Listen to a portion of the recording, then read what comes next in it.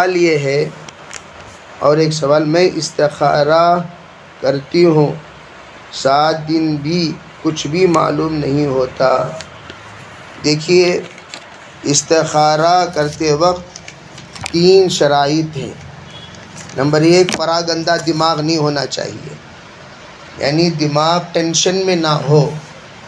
دماغ ٹینشن میں رہے گا کوئی بھی چیز مینشن نہیں ہوگا، تو اس لیے استخارہ میں دماغ کبھی ٹینشن میں نہ ہو۔ دوسری بات، استخارہ کرتے وقت ہم مکمل طور پر اللہ کی طرف متوجہ رہیں، اور سونے سے پہلے کوئی بھی بات نہ کریں۔ اہدنا الصراط المستقیم 2 رکعت نماز پڑھ کر، استخارے کی دعا پڑھ کر، حاذا الامر میں اپنا استخارے کا معاملہ سوچ کر، قبلہ رخ ہو کر، اہدنا الصراط المستقیم، اہدنا الصراط المستقیم، اہدنا الصراط المستقیم پڑھتے پڑھتے پڑھتے سو جائیں۔ استخارہ میں خواب دکھائی دینا کوئی ضروری نہیں۔ صبح اٹھنے کے بعد آپ کے دل میں، دماغ میں، سوچ میں، فہم میں جو بات آ رہی ہے، اس کو وہ علماء جو اس بات کی صحیح وضاحت دے سکتے ہیں ان سے پوچھ لیا کریں، ان سے پوچھ لیا کریں، وہ آپ کو صحیح جواب دے دیں گے کہ اس کا مطلب کیا ہے۔ اس لیے آپ اس بات کا خیال رکھیں کہ جب استخارہ کریں تو صرف خواب کے پیچھے نہ پڑیں، بلکہ 11 دن تک آپ جو کچھ بھی دیکھ رہے ہیں، محسوس کر رہے ہیں، لکھ کر رکھ لیں، اور اکٹھا کسی سے پوچھ لیں، لکھ کر رکھ کر پوچھ لیں۔ تیسری جو بات ہے وہ اطمینان قلب۔ اطمینان قلب، استخارہ کے وقت میں کچھ چیزیں محسوس ہوں گی، کچھ چیزیں خیال میں آئیں گی، کچھ چیزیں دماغ میں آئیں گی، کچھ چیزوں کی طرف میلان ہوگا، کچھ چیزوں کی طرف رغبت ہوگی، ہیبت ہوگی، خوشی ہوگی، ڈر ہوگا، خوف ہوگا، پریشانی ہوگی۔ وہ تمام بھی استخارے کا نتیجہ ہے، وہ بھی معلوم کر لیں کہ کیا ہو رہا ہے۔ خالی خواب کے پیچھے پڑ جاتے ہیں بعض لوگ، بے خواب نہیں دکھا، خواب نہیں دکھا۔ خالی خواب دکھنا کوئی ضروری نہیں، دیگر چیزوں کے ذریعے سے بھی اس کی وضاحت ہو سکتی ہے۔ بہرحال یہ مسائل جو کچھ بیان کیے گئے، اللہ تعالی ہمیں شریعت کو سمجھنے کی اور عمل کرنے کی توفیق عطا فرمائے۔ جو بھی سوالات ہیں وہ باقاعدہ لکھا دیا کریں۔ اس میں اور بھی کچھ سوالات ہیں۔ لا صلاۃ کے وقت میں آدھا دن کا روزہ رکھ سکتے ہیں؟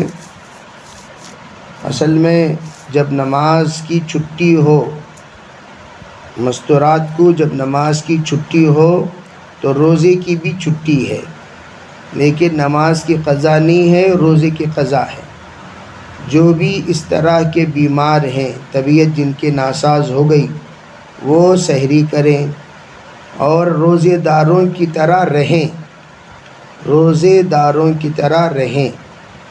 اگر ان کو ضرورت محسوس ہو رہی ہے کھانے کی، پینے کی، تو وہ تنہائی میں ایسا کھائیں جس کا بچوں کو بھی اطلاع نہ ہو، جس کا بچوں کو بھی اطلاع نہ ہو، اس کا خاص طور پر خیال رکھ لیں۔ اور افطاری میں معصوم چہرہ لے کر ایسا بیٹھیں گویا روزے دار ہی ہیں، تاکہ کسی کو احساس نہ ہو۔ میں تو یوں کہنا چاہتا ہوں کہ اگر ایسا کوئی معاملہ ہو تو کسی کو پتہ بھی نہیں چلنا چاہیے ان کا ایسا معاملہ چل رہا ہے۔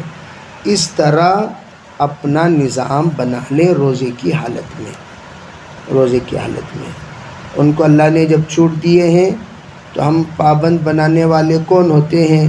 بس شریعت اتنی کہتی ہے پابند والوں کی طرح رہ جائیں، پابند رہنا کوئی لازم نہیں ہے، پابند والوں کی طرح رہ جائے اور اپنا جو معاملہ ہے وہ ذکر، اذکار اور دیگر جو رمضان مبارک میں اوراد و وظائف ہیں، لا الہ الا اللہ، استغفر اللہ، سلوک الجنہ و نعوذ بک من النار، اس میں شریک ہو جایا کریں۔ گھر میں اکیلی ہوں، اعتکاف میں بیٹھ کر پکا کر کھا سکتی ہوں؟ بالکل کھا سکتے ہیں۔ آپ اکیلے ہوں یا فیملی کے ساتھ ہوں، گھر میں آپ اکیلے پکانے والے ہیں، تب بھی آپ جس کمرے میں اعتکاف بیٹھتی ہیں اسی میں تمام ساز و سامان رکھ لیں۔ کچن روم میں اعتکاف میں نہ بیٹھ جائیں اور کہاں جا کو یہاں بیٹھنا وہاں بیٹھنا، کچن روم میں بیٹھ جائے تو ہاں، اگر single bed room, single hall kitchen ہے یا ایک ہی روم ہے اور اسی میں کچن ہے تو اس کی الگ بات ہے، لیکن کچن روم اعتکاف بیٹھنے کی جگہ نہیں ہے۔ پکوان کی چیزیں اپنے پاس رکھ لیں، ضروریات کی چیزیں اپنے پاس رکھ لیں اور وہیں پر اعتکاف میں بیٹھ جائیں، وہیں پر پکا لیں اور وہیں پر سحری افطاری کر لیں، اس میں کوئی حرج نہیں ہے، کر سکتی ہیں۔ گھر میں تیسرا سوال، گھر میں بلی پال سکتے ہیں؟ بلی کا حق اگر ادا کر سکتے ہیں تو پال سکتے ہیں، بلی کا حق اگر ادا کر سکتے ہیں تو پال سکتے ہیں، بلی کا حق اگر ادا نہیں کر سکتے تو پال نہیں سکتے۔ یہ بات خیال رکھ لیں، جو بھی پرندے ہوں، چرندے ہوں، ان کو آپ گھر میں پال رہے ہیں، حلال چیزیں، تو ایسے موقع پر اس بات کا خیال رکھیں، کیا آپ ان کی ضرورت کو پورا کر سکتے ہیں؟ ان کا کھانے کا، پینے کا، ان کے ضروریات کا، ان کے جو کچھ بھی مزاج ہے اس کے مطابق آپ نے اگر انتظام کر سکتے ہیں پالیے، نہیں کر سکتے ہیں آپ کے لیے وہ بوجھ بن جائے گی، تو ایسے موقع پر مت پالیے۔ گاؤں میں چوتھا سوال، گاؤں میں 12 لاکھ کا گھر ہے اور ہم یہاں بنگلور میں کرائے کے مکان میں رہ کر اس کا کرایہ لے کر بنتے ہیں، تو کیا اس پر زکوٰۃ دینا ہے؟ نہیں ہے، رہنے والے گھر میں زکوٰۃ نہیں ہے۔ جس گھر میں ہم رہتے ہیں اس میں زکوٰۃ نہیں، جو کپڑے ہم پہنتے ہیں اس پر زکوٰۃ نہیں، جو کتابیں ہم پڑھتے ہیں اس پر زکوٰۃ نہیں، جو گاڑی ہم چلاتے ہیں اس پر زکوٰۃ نہیں۔ زکوٰۃ ان تمام چیزوں پر نہیں ہے، جو چیزیں ہم برتتے ہیں اس پر زکوٰۃ نہیں۔ زکوٰۃ کس پر ہے؟ مال زائد، وہ مال جو بڑھنے والا ہو، وہ مال جو زائد ہو، 612 گرام چاندی کی قیمت کے برابر ہو، سونا ہے تو 80 پر 7 گرام ہو، اس پر سال گزر چکا ہو، تب جا کر اس پر زکوٰۃ دینا ہے۔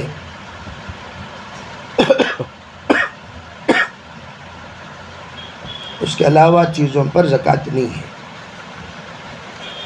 زکوٰۃ کے سلسلے میں بھی انشاءاللہ مسئلہ آئندہ عرض کیا جائے گا۔ اللہ تعالی عمل کی توفیق عطا فرمائے۔ لک الحمد و لک الشکر، اللہم صلی علی سیدنا محمد وعلی آل سیدنا محمد وبارک وسلم۔ اے اللہ ہم سب کے گناہوں کو معاف فرما، یا اللہ ہمارے خطایا سے درگزر فرما، یا اللہ تو نے ہمیں سیکھنے سکھانے کا ایک موقع دیا، اس کو غنیمت سمجھنے کی توفیق عطا فرما، یا اللہ اس کی پابندی کی توفیق عطا فرما۔ علم بہت بڑی نعمت ہے جو تو نے تیرے حبیب علیہ السلام کے ذریعے سے حلت اور حرمت میں فرق ہمیں عطا فرمایا۔ یا اللہ ہر مسلمان پر حلال و حرام کی تمیز کا ہونا ضروری ہے، لازم ہے، اس کو اپنانے کی توفیق عطا فرما۔ یا اللہ مستورات کے ذریعے سے مردوں کے اندر احتیاط پیدا فرما، مستورات کے ذریعے سے مردوں کے اندر احتیاط پیدا فرما۔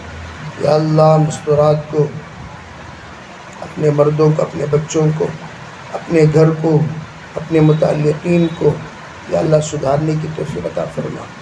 یا اللہ جو کچھ اہل سنت والجماعت کے یا اللہ راہ حق پر ہم لوگ جمے ہوئے چل رہے ہیں، اسی پر ہمیں استقامت نصیب فرما۔ یا اللہ حکمت کے ساتھ سمجھنے اور سمجھانے کی توفیق عطا فرما، حکمت کے ساتھ سمجھنے اور سمجھانے کی توفیق عطا فرما۔ یا اللہ جو کچھ خرافات، رسومات، بدعات، یا اللہ اسی چیزیں خرافات جو شروع ہو چکی ہے اس کا خاتمہ فرما۔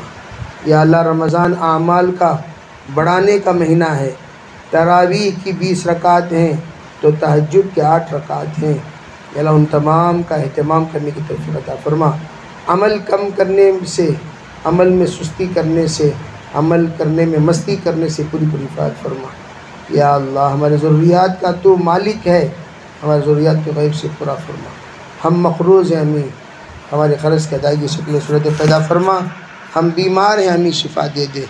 یا اللہ ہم بہت سارے نوجوان بچے غلط مقدمات میں پھنسے ہیں، ان کے رہائی کے فیصلے فرما۔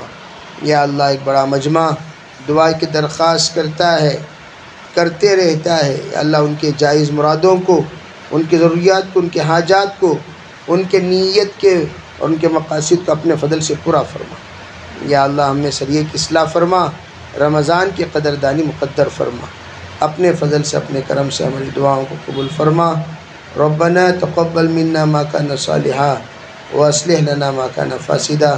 سبحان ربك رب العزة عما يصفون وسلام على المرسلين والحمد لله۔